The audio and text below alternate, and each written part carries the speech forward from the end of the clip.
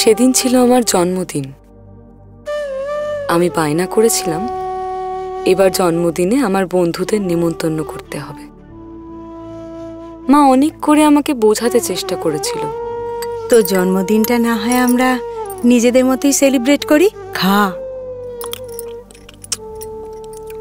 না না, তুমি বাবাকে কেক আনতে বলো আর চকলেট।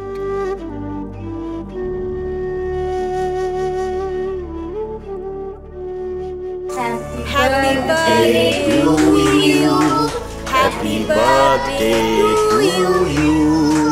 Happy সেদিন বন্ধুরা এসেছিল, কেক কাটাও হয়েছিল। মা বাবা আমার সব আবদার মিটালো। কিরে, বেরোচ্ছিস? হ্যাঁ, আসছি। আচ্ছা, যখন আমি নবম দশম শ্রেণীর ছাত্রী, তখন একটু একটু করে বুঝতে পারি বাবার আর্থিক অবস্থা। বেসরকারি প্রতিষ্ঠানের সামান্য চাকরির যৎসামান্য মাইনেতেই আমাকে বড় করবার প্রাণপণ লড়াই। মাকে দেখেছি নিজের সমস্ত স্বাদ আহ্লাদ লুকিয়ে আমার সব ইচ্ছে পূরণের সকল রকম চেষ্টা। আজ তোর কলেজের প্রথম দিন, শাড়িটা দিলাম, পরে যাস। এ তো অনেক দামি শাড়ি মা। মা কোনো উত্তর না দিয়ে আমার দিকে তাকিয়ে হেসেছিল।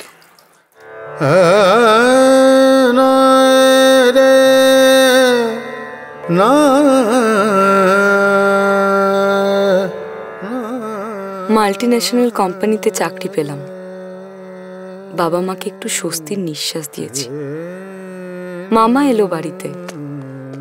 শুরু হলো আমাকে বিয়ে দেবার তোড়জোড়। আমি মাকে বুঝিয়ে বললাম, এতদিন তোমরা আমাকে নিজের মতো করে বড় হতে দিয়েছ, কোনোদিন কোনো অভাব বুঝতে দাওনি। এবার আমার পালা। মেয়ে হয়েছি বলে আর এক ঘরে বউ হয়ে পালিয়ে যাব না। তৈরি করব নিজের মতো নিজেদের ঘর।